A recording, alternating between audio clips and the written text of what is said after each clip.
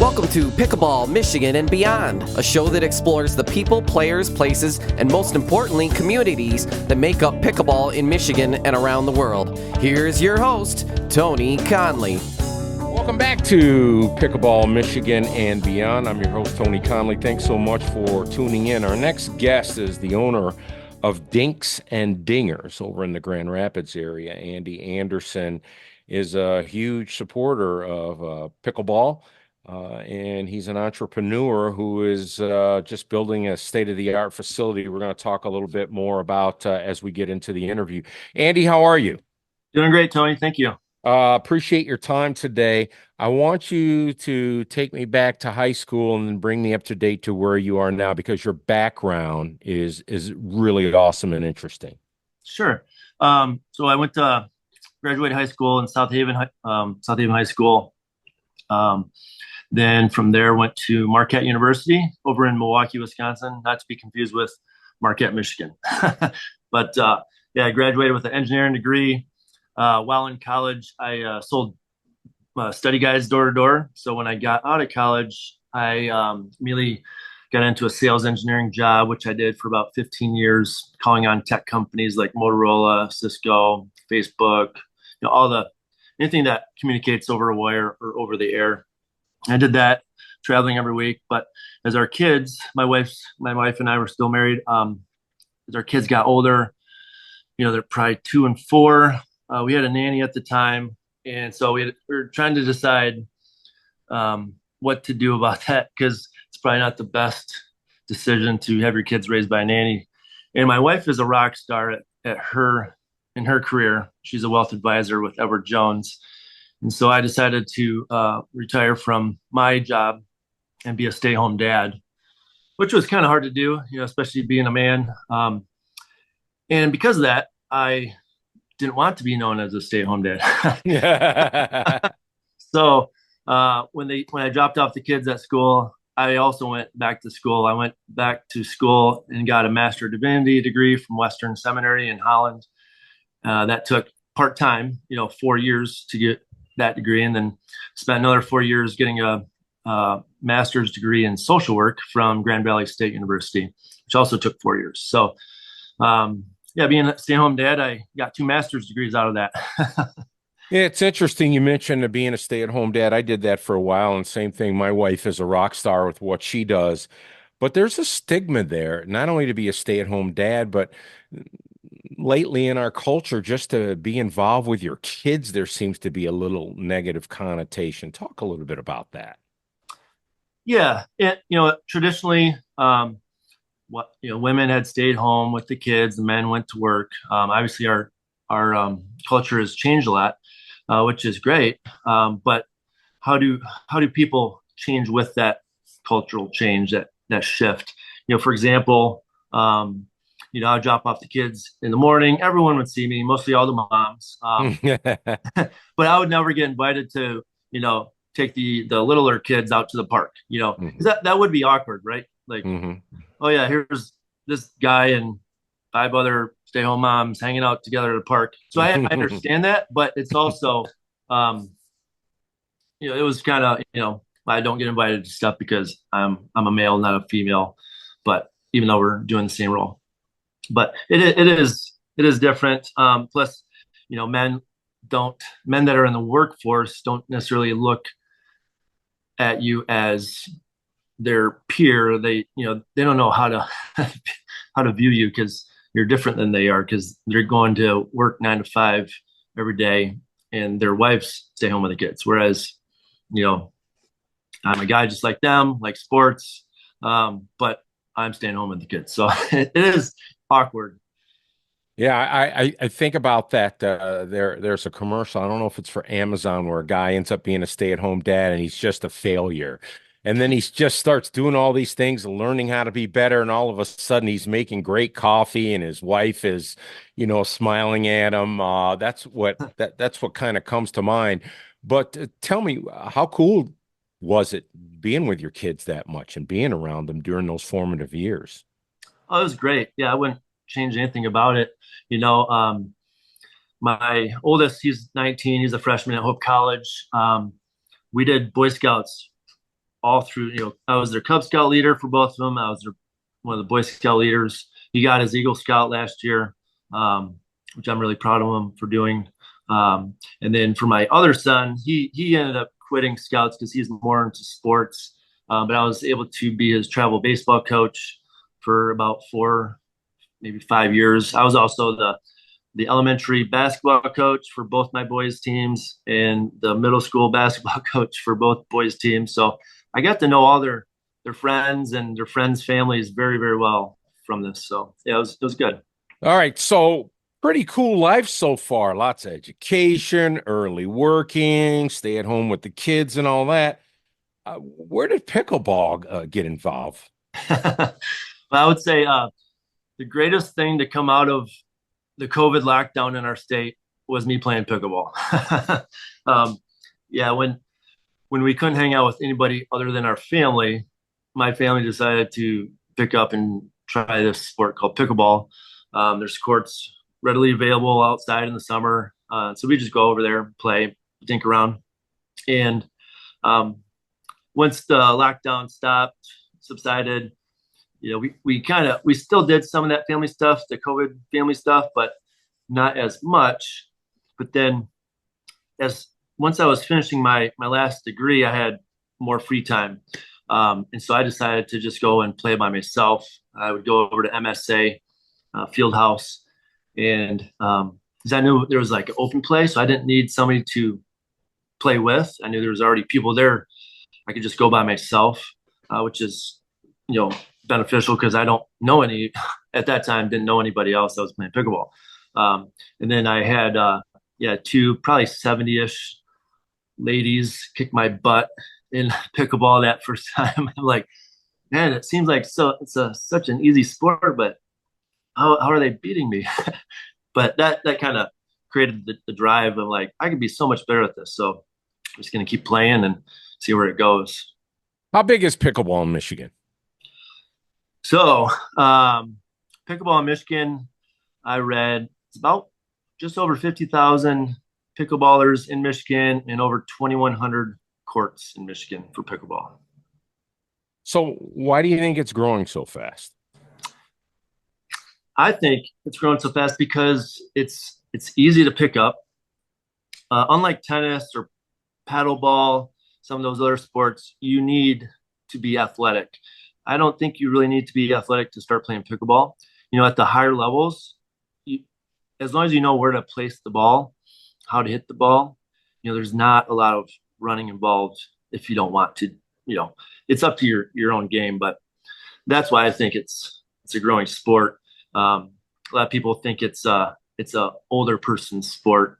However, if you watch the PPA tournaments, if you go to Belknap Park, which is probably the epicenter in Michigan here in Grand Rapids, any night, the lights are on until 11 p.m. and the average age there is about 25 to 30. So it's just a sport that anybody can play. It's fun to play, and it creates a community. Once you start playing, you make all these friendships. It's very inclusive. Men playing against women, and they're it's the same. It's like still getting beat by a woman. It's not like a male dominated sport like basketball. It's very physical. So that's why I think it's growing so fast. So my youngest son is 6'4", and he's playing football in college, and my oldest son is 6'6", and he is playing college basketball. And they both have been telling me and my wife that from day one, with no experience or practice, they could just come in and dominate. Talk a little bit about the fallacies of that and the intricacies of, if you will, hit it where they ain't. Yeah. I think a lot of young people have that connotation that, oh yeah, because we're older, they're going to be better at it. But that's not necessarily the case. If you know where to place the ball, where they can't attack you, that's how you win the games. If they can't attack you and only you can attack them, they don't know how to place the ball, then you're going to win. My son was the same way. He's 17 now, but last year, he would always say, "Dad, I'm going to kick your butt." So then we started playing singles, and then I was beating him like 5 out of 5 times. Now we're probably pretty even because Mhm. now he's picking up some of the intricacies of the game, Mhm. and he will be better than me. But just starting out, yeah, you're if you haven't played pickleball and you're playing against a 70-year-old woman that's been playing for years, you're probably going to lose. All right, so that brings us to the entrepreneur of Andy Anderson. Why in the world would you decide to build a facility like Dinks and Dingers, and tell us about the idea, the inception, and where the project is right now? Sure. So I was I had the bug. I was playing in a lot of tournaments, and I was about to apply to get a job at Corewell Health, being a social worker at the hospital, when my wife found out she had cancer. So I put that job search on hold to take care of her. So that whole year, we were flying to St. Louis for her surgeries and procedures. But during that time, She okay now? yeah, she's Yeah. cancer free. Yeah, thank you Okay. for it. Yep. Uh, During that time, I read about these pickleball restaurants in the southwest. Chicken and Pickle is probably the biggest one, and I thought that would be so cool to have one of those in Michigan, where they would do really well since Michigan, we have winter and we can't play year round up here. And so I wrote a business plan. It's about 50 pages thick. Took 3 to 4 months to write, and then I brought it to a bank. Bank liked the idea. Then I started looking for property. That took probably 5 months to find the right spot, and then Mhm. another 9 months to get it rezoned with the city. So, and yeah, I just thought that it would be cool to have a place like the Chicken and Pickle. And we did market research. We went down to Dallas, Fort Worth. We went to Chicken and Pickle down there and to Courtside Kitchen. We went to Boston and went to PKL, another one. We also went to Overland Park, Kansas, another Chicken and Pickle, and another, I forget the name. There's another one down there, but they're popping up all over. And I thought Michigan deserves to have one of those too. And at that time, this was 3 years ago when I was coming up with this idea. At that time, nobody was doing franchises. Now there's a few franchises out there. It's all comes, all that Mhm. is already formed for you. But there's no franchises 3 years ago, so I just created my own business plan. And my wife and I came up with the name Dinks and Dingers because not only is there pickleball, indoor pickleball, but there's also indoor wiffle ball. So Dinks is the pickleball term, Dingers is the baseball term, i.e. wiffle ball. So And you're going to do food, and can you get a cocktail there? Tell us a little bit about that. yeah, we'll have a full service restaurant and bar. Waiting on liquor commission to send me my liquor license, but it's been approved by the city of Countwood. Uh, and we'll have a full service bar serving shareables, smash burgers, salads, protein bowls. It's kind of like healthy bar food. Mhm. Because the most people that play pickleball tend to be health conscious. So So you're located in Kentwood, Michigan, which is over in the Grand Rapids area. When do you hope to open? Where are you in the process of building? yeah, the building is fully enclosed. We will open early June.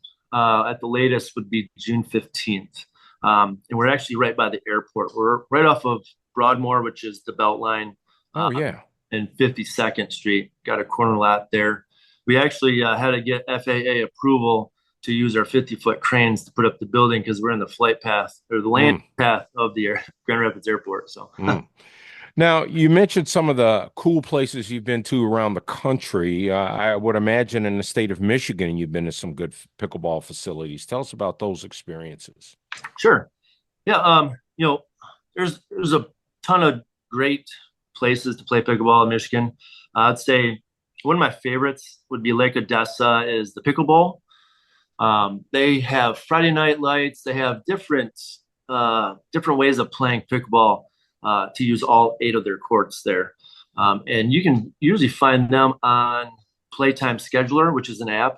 Hmm. Sign up for one of their tournaments there. Another one is Lake Arvesta, which is in South Haven, Michigan. They have, I think it's 8 courts there as well. They have lots of tournaments during the summer. Bash Pickleball, I've been there. That's just opened up over in Warren, Michigan. that opened up this past summer. Court 1 in Lansing. I'm sure you've been there. Mm-hmm. And then Belknap Park is probably, like I said earlier, the epicenter of pickleball in Michigan, because we host the Beer City Open, which is a PPA tournament, and the Major League Pickleball tournament is that same week at Belknap Park.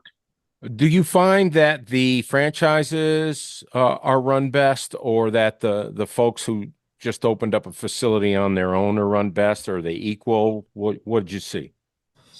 That's a good question. So Chicken Pickles are not franchises. They're run really well. They have over 30 courts, each one of them. Mm-hmm. And there's probably 15 of those spread across the states. There's a new one called Ace Pickleball.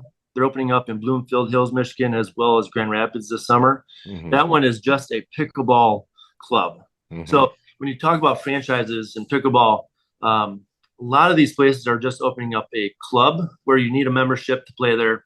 In order for your friends to come, they also have to have a membership. Whereas Dinks and Dingers and Chicken and Pickle, a lot of these I call them eatertainment venues. They're Mm-hmm. open to the public. So Mm-hmm. you don't need a membership. Anybody can rent a court at any time. Come, and at your skill level also. Like somebody that wants to learn to play pickleball and have a good time isn't going to buy a membership at one of the pickleball clubs.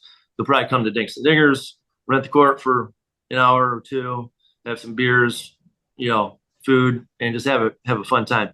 When I went out to Boston to PKL, that's kind of how that place was geared towards. Andy, you mentioned through our conversations, and Jesse Stipkak, who's the owner of Reno's North over in DeWitt Township, who, by the way, is going to drop $1 million to put a pickleball facility by her sports bar, which is pretty cool because she has outdoor volleyball courts. That's just definitely is an entertainment kind of place. Lots of fun stuff to do. Yeah. She's the one that suggested I contact you, but she said, in conversations with you, that people are scheduling pickleball events instead of golf and other activities, and they're doing fundraisers with it. So it's really growing in that aspect. Yeah, it sure is. So my wife and I were committee chairs for Young Life of Grand Rapids here, and we always have a golf outing. However, last year we did a pickleball tournament, and you're raising about the same amount of funds, and you're staying as a community versus having 4 people for 4 hours by yourselves. Mm-hmm. And so you're one spot, and it doesn't have to last 4 to 8 hours. It could be just 2 to 4 hours for a tournament and raising those funds. So my brother-in-law, he's actually a firefighter in East Lansing, but they're trying to do a fundraiser for 911 fundraiser for all the fire departments. And we hope to have that fundraiser at Dinks and Dingers this year. Last year it got rained out. It was supposed to be at Belknap, but people are picking up pickleball, and it's just an easy sport to pick up and easy to fundraise off of. We've been talking with Andy Anderson, who's the owner of Dinks and Dingers. Andy, when you folks get open, want to have you back on just so you can bring us an update to how business is going. And I guarantee you, me and my wife, Julie, and we'll be over with Jesse and some other folks to check the place out. Definitely hope to see you there. All right. Well, appreciate you greatly. We'll be talking with you soon. Thanks so much. Thanks, Tony. You're listening to Pickleball Michigan and Beyond. When we come back, we've got a great guest for you coming up, so stay with us. Thanks for listening to Pickleball Michigan and Beyond. Follow us on Facebook and check out our website, pickleballmichiganandbeyond.com.